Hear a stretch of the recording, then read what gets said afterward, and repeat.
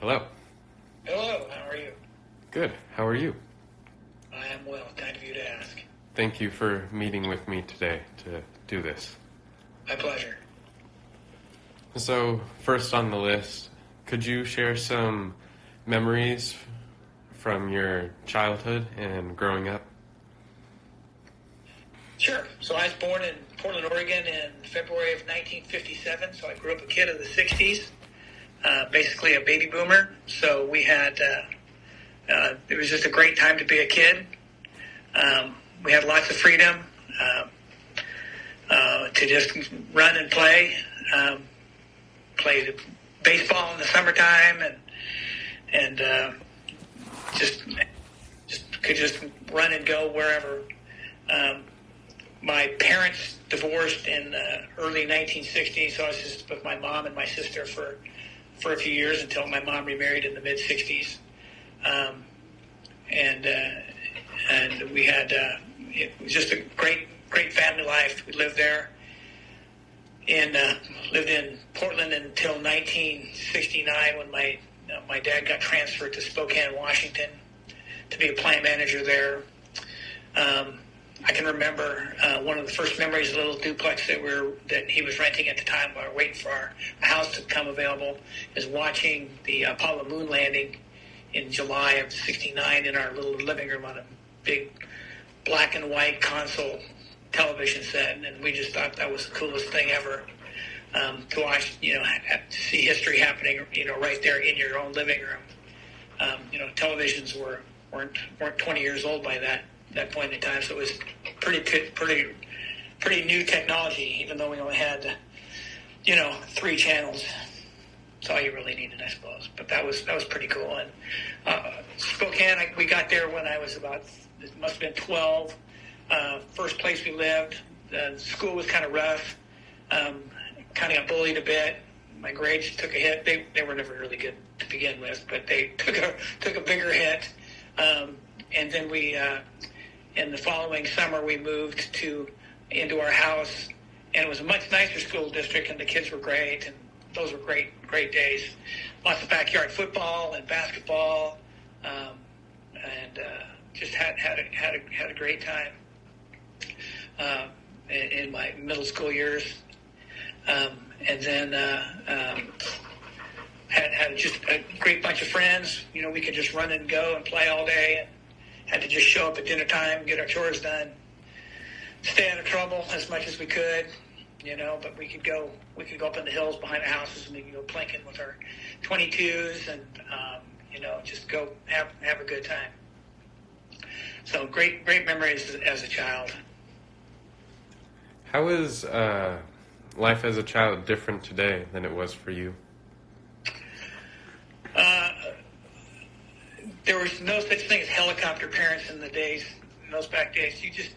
It literally took a village. I can remember getting doing something that I wasn't supposed to do, and having the neighbor lady drag me home to my mom's back to our apartment, and letting her know that I was being a rotten kid, and of course my mom took it from there, and then I got in trouble after that. But it was not uncommon for the neighbor to reprimand you. Something that you'd never do today. Back in those days, that was not uncommon.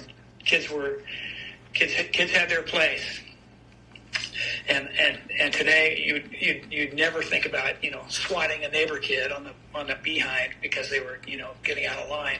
And back in those days, that you were fair game, man. But it was you knew the rules, and it was easier to be a kid, and I think that today it's a lot tougher. Parents just have a tougher job. Back in those days, things were simple. School was simple. Reading and writing and arithmetic, history, science, and not a lot of other distractions. And you played sports, so I think it was just an easier time, all around. I'm sure that there's a lot of other things that made challenging, but from a kid or from a young teenager, life was pretty good, man. It was growing growing up in Portland and Spokane, we're just great. Had great friends, really great family, and they were just really good days. What was a typical day in your childhood like?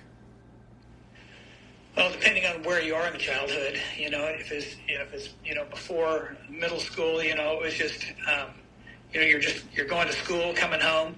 My sister and I were latchkey kids because both my parents worked, so I just had to. My sister and I had to just keep from killing one another. That was pretty much the goal. So we got home from school. She did her homework, and I went out and played. So. And my grades were that which reflected my lack of deciding to do much schoolwork. So I always got in trouble for crappy grades and, got yelled at. And so I get that. My sister made buku money on her report cards because my dad used to pay us for grades. And, C gets you nothing, a B got you 50 cents, and an A got you $1. And if you had a D or an F, then you had to pay Dad, and that was in the hole more times than not. So, yeah. But we were free to go. Honestly, I have no idea what my sister ever did, because I'd come home and just, if I had a quarter in my pocket, I'd take it and I'd go up to the ice cream shop on the corner, and I'd play pinball all afternoon, because I could run the games up on the machine and then sell them and then buy myself a milkshake. Or I could go across the street to the indoor archery and buy a quiver of arrows for a quarter and shoot arrows all afternoon. So, but nobody's riding shotgun on me. We were just free to move around. So it's pretty cool. And you didn't have to worry about, getting kidnapped by some psycho killer. We used to go, when I was 12 years old, 11 or 12 years old, we'd go berry picking in the summer. And so I'd walk up to where the ice cream shop was and stand on the corner at 4:30 in the morning by myself, waiting for the berry bus to come pick us up and take us out to the berry farm. And we'd pick berries all day, and we'd make, a couple bucks a day. It wasn't very much money. But my parents weren't worried about it, you wouldn't let your kids stand out on the street corner, a 12-year-old kid standing on a street corner now at 4:30 in the morning in Portland. That would be nuts. But back then, no big deal. So how did your upbringing as a child influence the person you are today? The biggest influence is my parents. My parents were working class people from working class families. They got what they did from working hard. I think that my parents maybe had a little bit of college, but not a lot. And so I know my dad, as he got promotions, they were because he worked hard and he put in the hours and was good with people and was a good common sense thinker. Maybe not a great book learner, but he could figure things out, And my mom was a great worker. So I think that's basically how I think I got by, was because I obviously didn't put the work in on my schoolwork, but when it came to doing a job or working, I think I always did pretty well. My parents had always kind of, imprinted that on me by that working hard was, it was just what we did. It was just kind of the family ethos. So who are your role models as a child? My parents and grandparents, they were all just really, really good, kind people. And they were not flashy at all.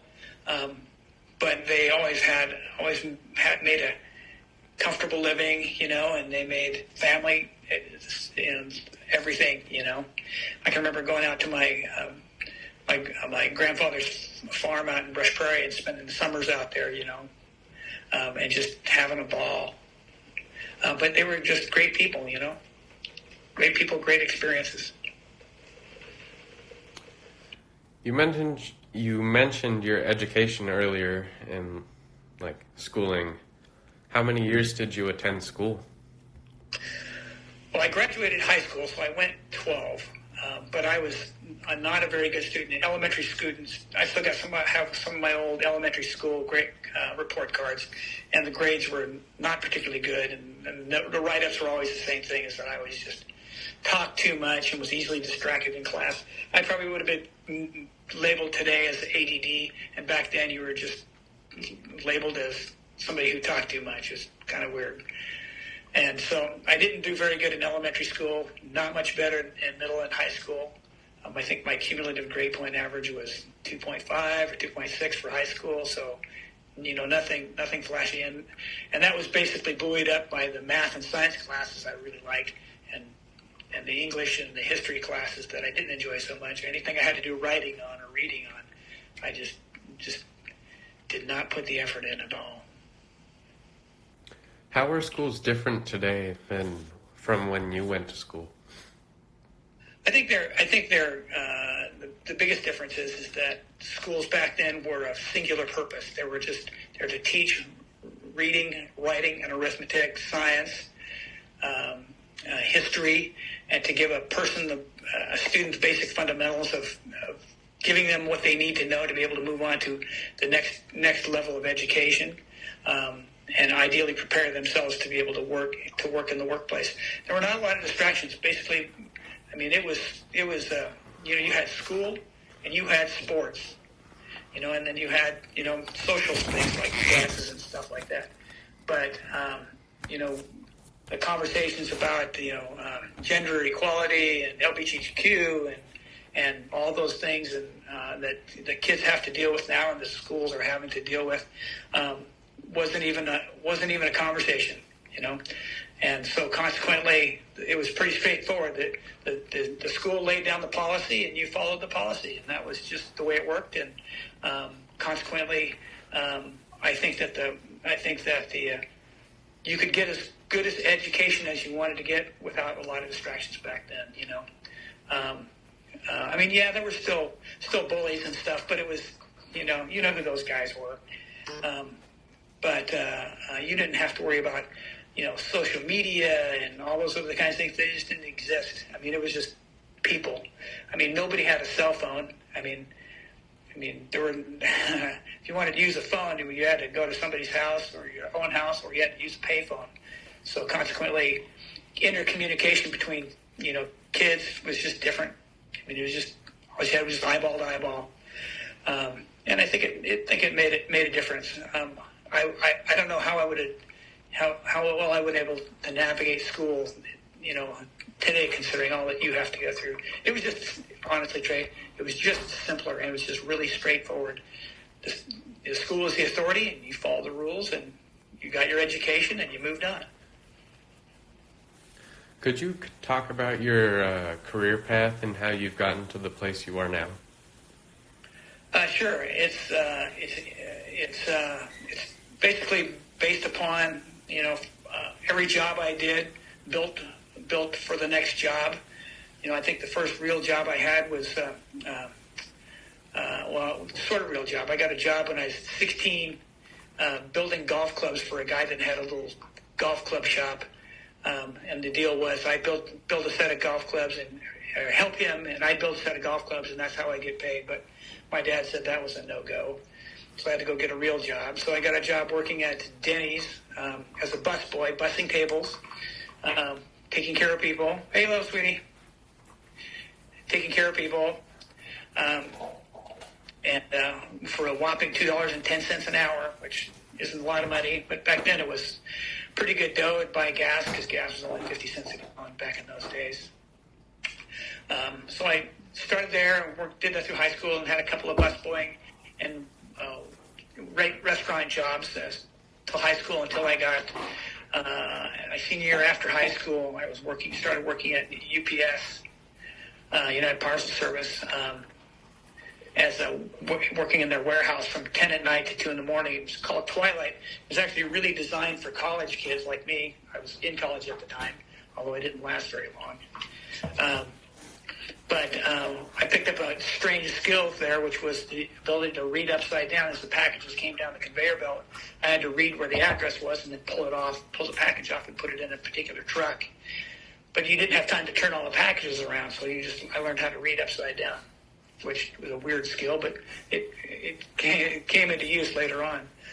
So from the UPS, I worked there for 2.5 years. I was making really good money. I was making like $8 something an hour back in those days, which was a ton of money.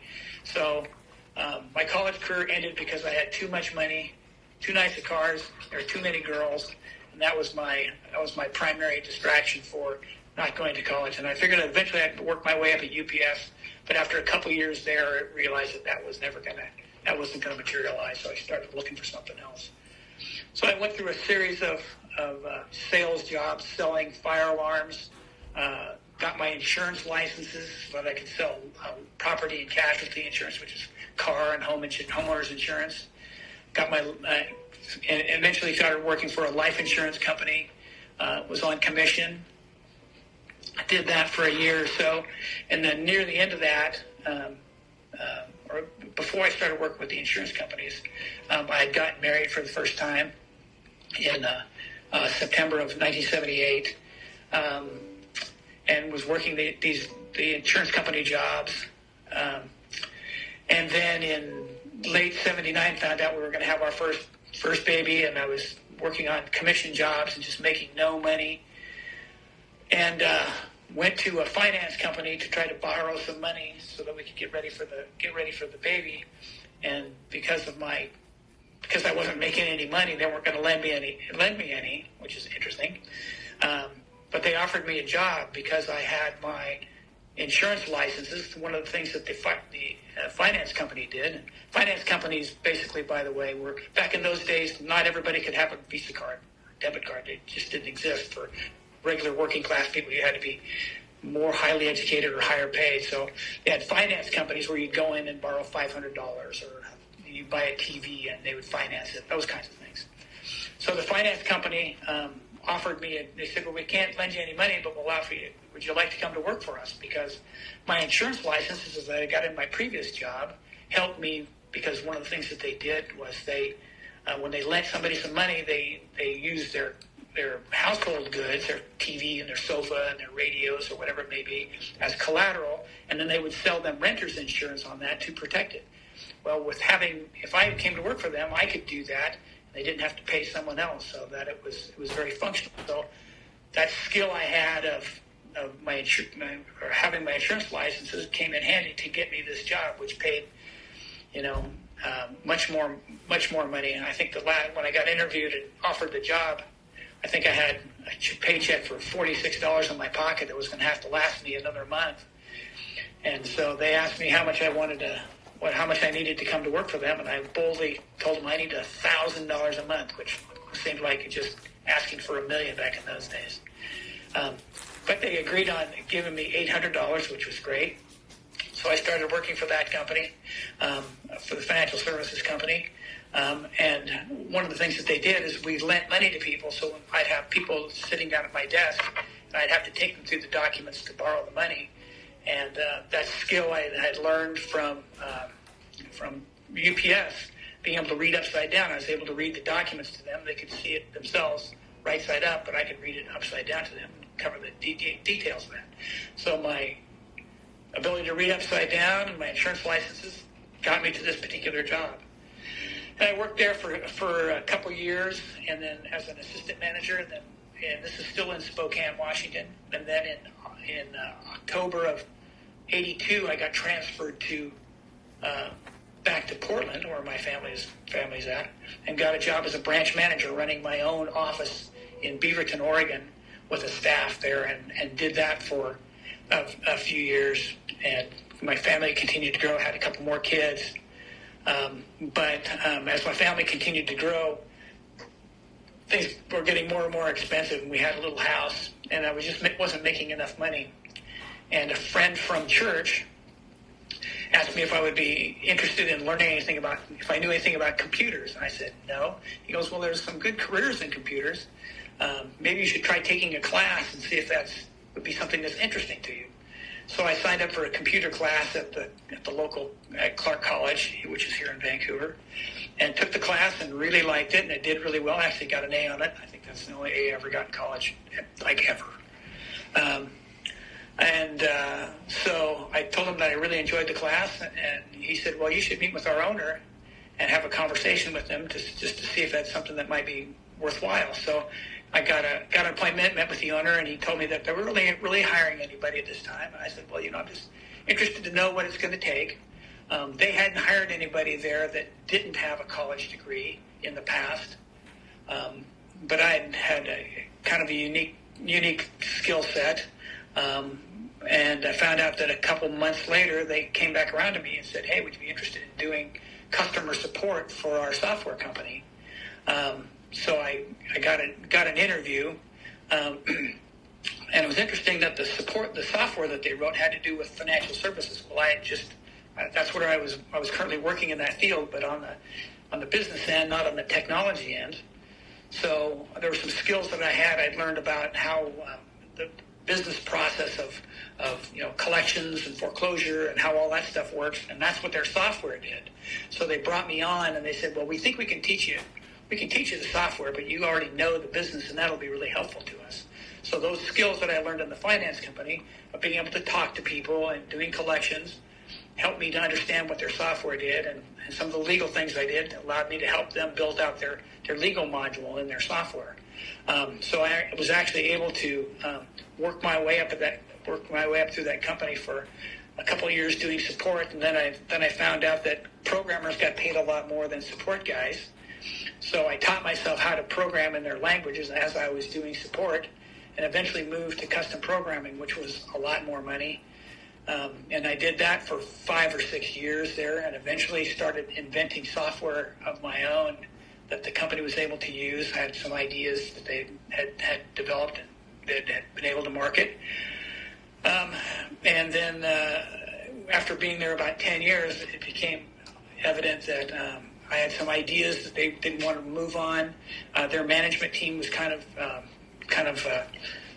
fractured at that particular point in time, and I was thinking with myself that maybe it was time to make a move out on my own. So there was one of the guys I was working with. I said, "Hey, I'm thinking about writing this piece of software. I've actually already written it and I've kind of tested it. I'm thinking about jumping and starting our own company. You want to come with?" Because he was a programmer also. And so we, being too stupid to be scared, we basically mortgaged our houses, ran up our credit cards, got as much money as we could, and started a software company in a little one-room office in 1996, in November of 96, and went from there. And we built that company up over the next 25 years from 2 guys and 200 square feet to over 25 people and a $20 million company, with a very, very one of the top software packages in our space. So it was interesting to me that everything that I had learned was built upon, as I went through my career, was built upon things that I had learned in my previous space. And, we had some really good luck, some really good people, and some great ideas and inventions. We created a couple pieces of software modules that we got patents on. So I hold 2 patents in virtual agent technology. We got those in the early 2010s. So some great stuff. So I kind of show. Even though I'm not formally educated, I think I learned a lot along the way, paid attention in the jobs I was doing, and was able to leverage what I learned, my previous skills, to get to the point where now I've sold off my interest in the company and I'm retired, and it's looking for the next adventure. Could you tell me some of the significant milestones or accomplishments you've achieved in your career? I think the first one was having an idea. The springboard for going out and starting our own company was an idea that I had about a piece of software that would be useful. It allowed the software allowed the conversion of data from one format to another by non-technical people, and that allowed us to be able to sell this into this market space that we've been working in for years. And we had really great acceptance early on. And because of that, we started picking up a number of customers. We were able to sell support and consulting services along with the software. And we built our business up. And so we went from the mid-90s up until about 2013. We were slowly building our company. We built up our staff to about 5 or 6 people. And I think the company was probably doing a little less than $2 million a year, but we were fine. We were making good money. Everybody's pretty happy, low stress. But over time, as we continued developing software, again, we got to a point where we had created a piece of software that we realized that none of our competitors had. And then in 2013, we decided that we were going to go for it here. We thought we could take over a huge percentage of the market. So we did what we did in the beginning: borrowed a bunch of money, hired a bunch of people, wrote a ton of software, and it has now become one of the premier applications in our space. And we were really fortunate in getting great people with great ideas, through that process, we were able to do something, really special. But there was just so many times that by doing the right thing, being straight up with people, hiring good people to work with us, that enabled us to really be able to move forward over time. And I was always really proud of the people that we'd hired and the culture that we've created. We took really, really good care of them. I think in the 25 years of the company, I think there maybe only half a dozen people have ever quit or had to leave. Everybody else is still there. So we've created, quite a great environment. So, and the guys that we are running the company now are the guys that we trained up from the early 2000s. They've been with us, forever. So it's pretty cool. Those are, great achievements to me, to be able to provide a living for people that you work with and their families and their kids. And it's very, very rewarding to be able to do that successfully. Businesses don't last very long. The average business is most businesses don't make it 5 years. We're going on 30. So it's pretty cool. Sounds cool. Very cool. So, shifting our focus to historical events and movements, what historical events do you remember? Well, I think the most significant ones I can think of were the earliest memories would probably be President Kennedy's assassination. I can remember watching the funeral on TV. I can actually remember, now that I think about it, I remember I was sitting I must have been in the first grade in elementary school, and our teacher went out and then came back in and told us that the president had been shot and that they sent us all home. So this would have been in November of '63. And so they sent us all home, and then we watched it on TV, and it was really sad days, because John F. Kennedy, man, he was young and vibrant, and he was kind of everybody's hero, and everybody liked him. So that was kind of a wake-up call. And then the next really significant event would be the Apollo moon landing in '69, where I think we realized, I think we learned from that technology can really take us a long way. And even though the computing power by today's standards is minuscule, it showed that if you really wanted to do something, you could. And we were able to achieve that. How did you react to the news of JFK's assassination? Honestly, I was still really young, but it was really heartbreaking, because JFK was spoken of as a hero, because he was a World War II hero. He saved his whole crew. He was on a PT boat in the South Pacific, and the boat got run over by a Japanese destroyer, and he ended up, saving his men, dragging them to safety until they were rescued. So he was literally a hero, larger than life, and he was the one that in 1960, his presidential acceptance speech had indicated that we needed to go to the moon, not because it was easy, but because it was hard, and it was important things to do to get ahead of the Russians in the space race, because we were all, back in those days, in the middle of the Cold War. We were still paranoid that the Russians were going to, try to attack us. So consequently, whoever owned space owned the higher ground. So there was a big race on to get to the moon first, which we were able to accomplish. So yeah, it's a big deal. He was a really important guy. It wasn't until much later that we realized things that we learned about him. He wasn't as stellar, but who is anyway. But was as a kid, he was a hero. He was a hero to everybody for the most part. What do you remember about the state and the aftermath that JFK's assassination left the country in? I didn't realize it till I was much older, but it was kind of the beginning of the mistrust of the government because of the way the whole thing was handled. It was very sanitized, and Lee Harvey Oswald, the murderer, gets murdered, and it seems like that there was a lot of conspiracy theories came out of that, a lot of mistrust of the government, which really fueled the 60s, protest movements. Right in the middle of it, at the same time as Vietnam was really getting geared up. More mistrust of the government, sending young kids into a battle into a fight that was basically determined to be unwinnable. So consequently, those guys that went were probably 7 or 8 years older than I was. I had to register for the draft when I turned 18, but the draft for Vietnam, I think, stopped in '72.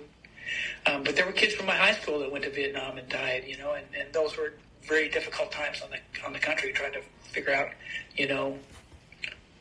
who should we trust, right? There was a beginning of a mistrust of the government, and then on the heels of that, you had Watergate in the early 70s.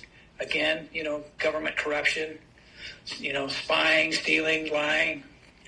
And then Nixon ends up having to resign as president in 73, 74, which, was also another kick in the gut, for the American public. Your government is, your president is now corrupt. So there's a lot of things that, we look back on and see that there were significant, milestones. The crazy thing is that as being a kid who's, 8 to 15 years old, honestly, we were oblivious. We knew about those things, but they didn't affect us. We were still just kids living the life. It really didn't change that much for us, even though there were some significant historic events. Now that I think about it, I remember in '68, I can remember my dad coming home in the evening and asking my mom where his hunting rifle was. And she said, "Why do you need to know?" She said, "Well, Martin Luther King just got shot, and the blacks are going to riot. And we need to be ready." And she goes, "Well, my mom looked at my dad and says, 'I'm not shooting anybody,' So that's what I remember about that conversation. I don't remember anything else that happened in Portland at that time. I don't know if there was any uprising at all, but I knew around the country there were a lot of protests and there was some violence, and it was, Rodney King on steroids. So interesting that but again, personally, as a kid, it just didn't affect me that much. It wasn't much later as an adult that I understood the significance of those historic events. And I lived through them, but, we were still just happy-go-lucky kids for the most part, Probably not old enough because I'm, 10, 12 years old. It wasn't until I probably was a teenager that I became more cognizant of those things. What are your recollections of the Vietnam War, and did it have any effect on you and your family? I don't think it had any direct effect. I know my dad was in the Army in the early 60s and was in Germany. So this is before Vietnam really got ramped up. So he was in Germany for a little while and then came back, and he only did one tour in the Army. We remember we remember watching the war on television. I mean, it was you're getting live telecasts, and they're each night on the evening news they tell you what the body count was, how many Americans had died or were injured, and how many North Vietnamese, Viet Cong were killed or wounded, and you had you had film on the news coming right into your home. You're watching war at the 6 o'clock news, and it got pretty grim. After a while, it was hard to watch. And these were pretty young people. I think the average age of of kids that were going to Vietnam was probably was like 19. So they were really young. And there was a lot of kids that were drafted, a lot of kids that volunteered to go because they thought, for the most part, that was still, a lot of people thought that was still a righteous war that needed to be fought to keep the communist Red Chinese out of Vietnam from taking over the whole peninsula. But it was a war that, mathematically they were never gonna win. There was too many North Korean supporters in South America or South Vietnam to ever really make that happen. So lost a lot of people. I think it was 60,000 in that 10, 12-year period. Did you know anyone with a direct involvement in the Vietnam War? Not in those times. I knew people afterwards. Yeah, in the 70s, I knew people that had served or had friends that had lost. But I was just a little bit too young to know. And nobody in my family had actually had served that I knew of. Earlier, you mentioned the Watergate scandal.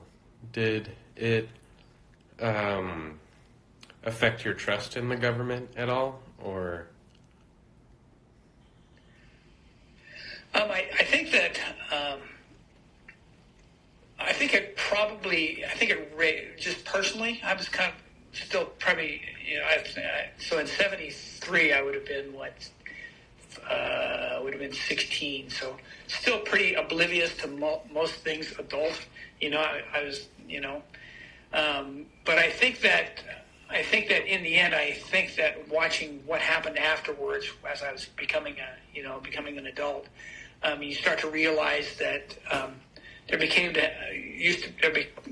to be a lot of mistrust about the government and people serving in the government. That there was a lot of crooked people taking advantage of the system, or spinning things to get things to go their way, and so consequently, I think that's continued to fester over the decades since then. That there's a lot of mistrust about government organizations and their are they really there just serving themselves, or are they really there to serve the people? So for me, you kind of have to try to take all that stuff with a little bit of grain of salt. Trying to find good people to lead in your government and that you can trust is always, I think it's always a challenge now, But Watergate was tough. I mean, it ticked off a very tough economic downturn from the mid-'70s all the way until the '80s, where the economy was in the crapper. Big factories that had been around for decades were now shuttering, losing business to foreign enterprises. The quality of goods made in America was really, really faltering. It was some pretty bleak times. I mean, it's the origin of I don't know if you've ever heard of the term the Rust Belt, but that's the Midwest, where there's a lot of heavy industry, Ohio, Illinois, Michigan, and a lot of those plants there that created, refrigerators and washing machines and cars and steel are just gone. They were just gone, and a lot of those people lost their jobs, and whole neighborhoods became abandoned in Detroit, for example. I mean, people just walked away from their houses and had to go find someplace else to work after working for one of the automotive companies for decades. So things changed. It was really tough times. How do you think it helped shape politics moving forward? Oh, it just continued mistrust. Mm-hmm. I think that's the biggest thing. I think we try to be as objective as possible, but I think people are jaded by jaded by activities of political people, but also the media has its ability to, spin things, making somebody that's probably doing something, for a good cause, but making it look like it was, not necessarily for the best of all interested. So you've got the media entangled so deeply into the real execution of the office of political people that it's really difficult to get a good bead on, what's really true and what the issues are. It's hard,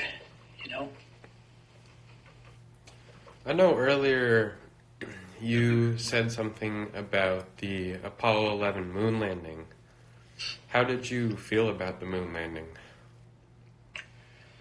Well, first of all, I think it was just the coolest thing I'd ever seen, that we'd actually accomplished what the president had set out to do in 9 years before.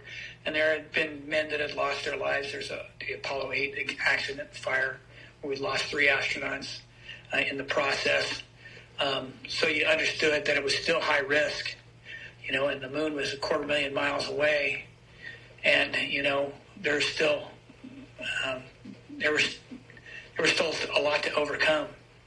So I think we were all pretty amazed at the technology that they had to be able to do that. But then in retrospect, we look back and they were just still cowboys, man. The technology was, by today's standards, was really primitive. There were no semiconductors back in those days. It was all, computers were big and heavy and took up a whole room. And the fact that you could cram one into a little tiny space capsule was pretty amazing. So we thought that was pretty high tech for the day. How do you think the moon landing changed society's view on what humans can accomplish and achieve?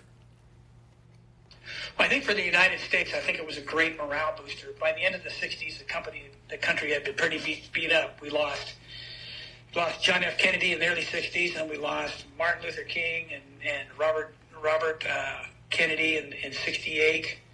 We had the Vietnam War going on. So I think that the moon landing in '69 was really kind of an emotional, gave a lot of the country something to look forward to positively. But there was still rough days ahead.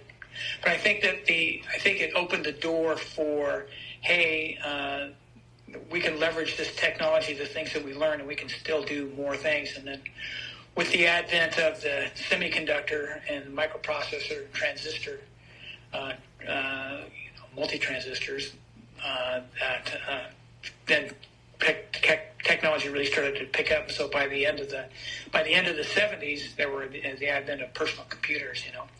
No internet yet. They didn't really talk to one another, but you could actually have a computer on your desk and or have them linked somewhat to a mainframe. So beginning of a lot of technology. I think that I think it really accelerated the possibilities. How did events like the Vietnam War, the Civil Rights Movement, the rise of the internet, how did events like those impact your view of the world? Well, I think that the social issues, I think you start having to, personally, you have to take kind of a broad view of those things and to be able to weigh the good and the bad, as best you can, trying to be, a person of faith and look at everybody else as just good people trying to, find their way through. And I think that's helped me navigate a lot of the social issues. Just try to take people for, assuming the best of them until they, somehow manifest something else. But I think it shapes you, that you just have to ask a lot of questions. You can't just assume things about people. Now you have to really be a little bit more curious to be able to understand, where they're coming from and that sort of thing. So I think for me, I just try to accept people as they are as best as I can, and try to be kind And for the most part, relationships are pretty easy for me that way. Not trying to be too judgmental, I suppose. Speaking of society and like cultural views, how have societal views on things like feminism, masculinity, family dynamics, work-life balance, that stuff, how has that changed over the years? Well, I think that obviously over the last, couple of decades, the idea of, gender identity has come to the forefront. I know we have family members that are gay, and we have family members that are transgender. So, having that is part of the people I love in my own family. I've been exposed to those things, and you just realize. I mean, for me, you just love your kids and you love your family as best you can. So I think that I've gotten a front row seat to that, where I may not have otherwise.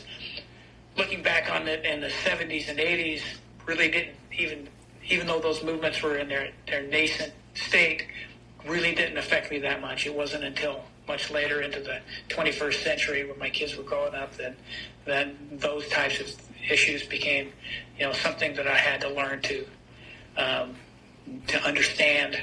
But I think my faith in God and my faith in people has made it so that I had something, so that I could something that I can count on, that I understand as real and to me, and been able to use that as a tool to be able to love and understand people and accept them, even though I may disagree with their opinions and values.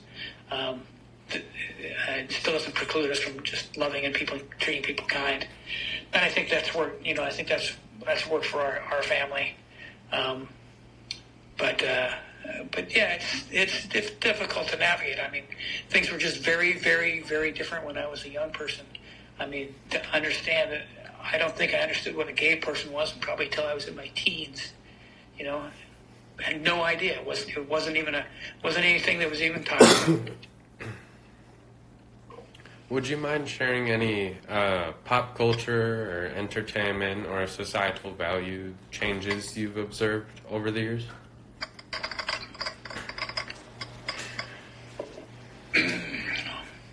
Well, let's see.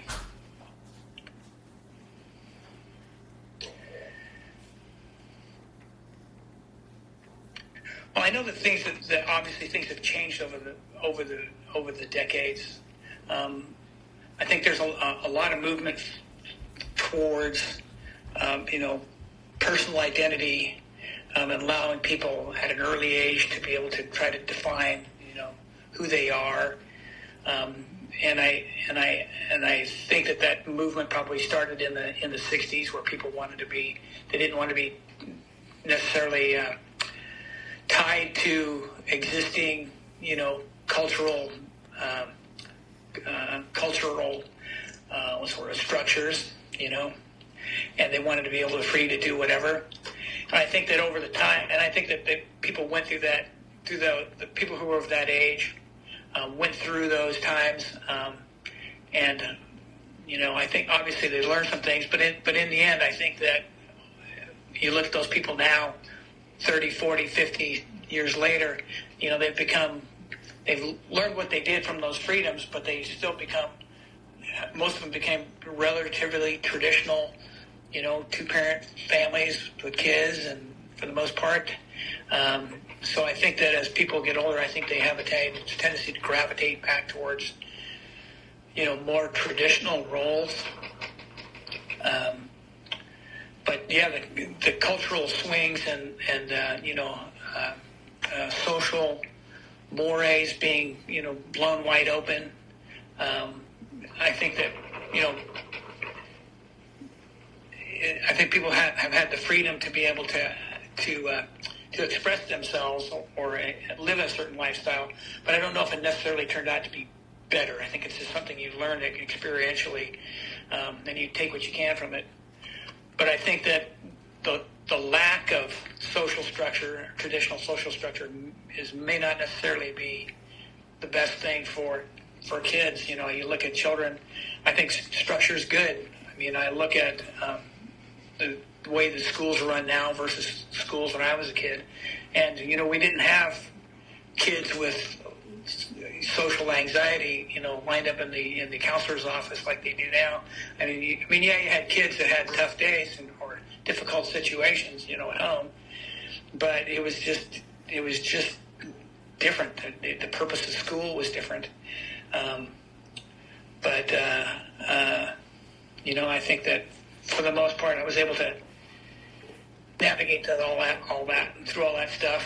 But you know, I think a lot of that can be expressed in a lot of different ways. You know, music, entertainment, those types of things. Some good, some bad.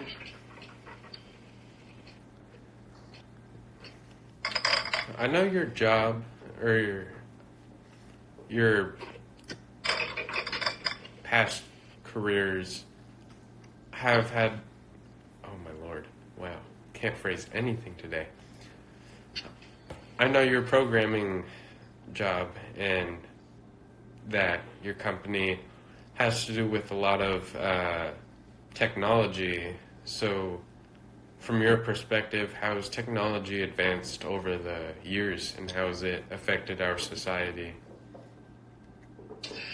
Well, I think the biggest thing is that I think we're still trying to wrap our arms around what technology can do. I mean, right now when I started my business life, the internet was a brand new thing in the mid '90s, right? So consequently, my whole business was built off something that didn't exist 10 years before. It allowed us to be able to deliver our software via the internet as opposed to having to burn CDs and mail them, you know, and allowed us to be able to provide customer support in the way that we couldn't in the past.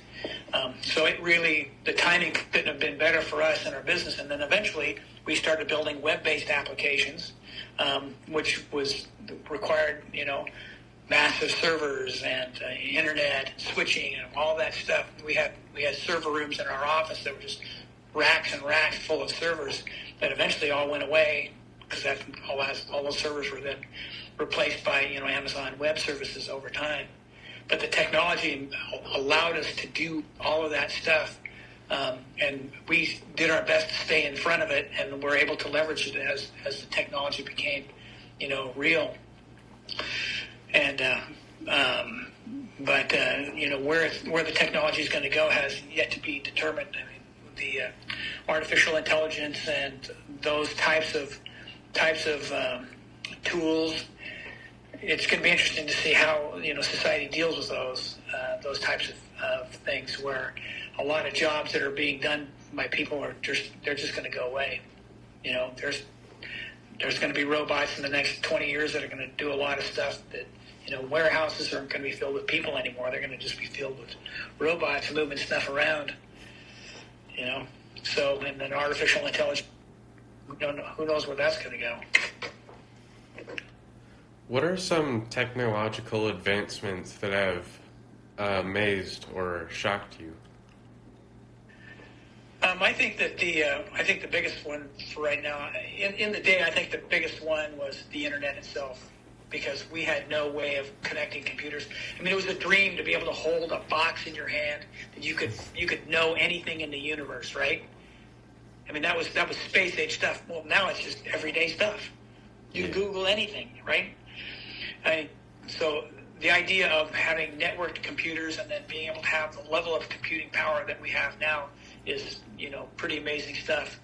I think that the rise of artificial intelligence and augmented intelligence, it'll be interesting to see how that plays out, because, you know, where does the human stop and where does the machine begin, right? When we start talking about using AI for creativity, we got what happens when AR starts writing our movies and our books, you know, and they're just as good or better than humans can do, but just different, you know. So it raises just a ton of of social and moral questions that have yet to be answered. Just to say, nobody's put the brakes to anything, saying no, we're not going to go down that road. But that doesn't mean that somebody won't, you know. So, and the ability to do that type of computing is becoming, you know, quantum computing is as a mainstream is, you know, a few years down the road, and then what, you know? So it'll be interesting to see how society handles and manages, you know, unlimited creative possibilities, and what does that do to the humans, you know? I mean, is there technology we just decide as a society we're just going to not use because it's there, but it doesn't benefit us? We start as a species, we start losing our importance because the machines can do things better, faster, longer than we can. Then what is it? You know, then what happens to the significance of the human? You know, light thoughts like that just to kind of muse on. Looking back on life, what would you say your biggest achievement is? Marrying your grandmother. It's very sweet. Business-wise, it's probably just some of the inventions that I've been able to do. I think the inventions themselves that catapulted the business that I was able to build. You know, making a place for people to, you know, work, create a cool culture, raise families, raise kids. I think that satisfaction-wise, I think that's probably the most significant thing as a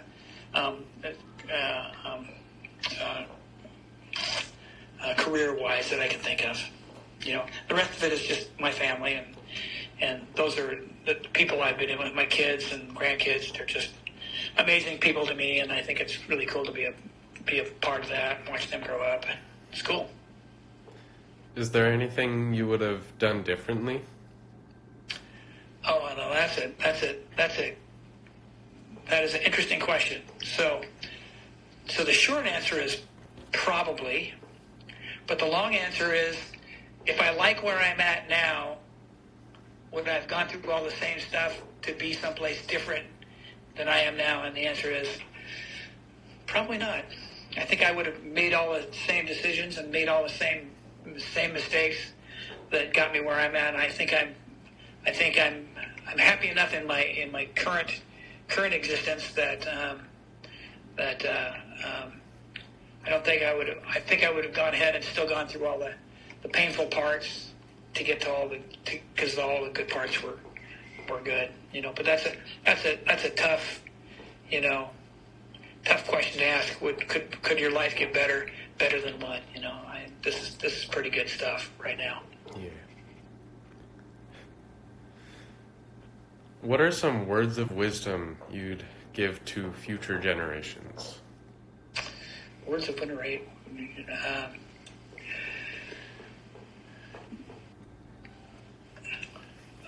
I think the biggest thing is just learning to be patient with people and loving people, and trying to accept them as they are, not necessarily agreeing with them, but accept them as the humans that they are, and try to create a circle of people around you that you really like and trust. Can make all the difference in the world, and making your hard times more bearable and your great times that much more enjoyable. I think it has to do with a lot of our relationships. And a lot of the rest of it is just common sense. Be kind, be honest, work hard, try to solve problems, help those that need help when you've got the resources to do so. And then take care of yourself physically, spiritually, and intellectually. Continue to grow in all those phases of your life. I think they're all equally important. I think that's probably my main bullet points, I suppose. Thank you. Yeah, that's about it. I don't have any more questions. Okay, cool. That was fun. Thank you for your time. Yeah. Yeah, I hope that was helpful. Very much so.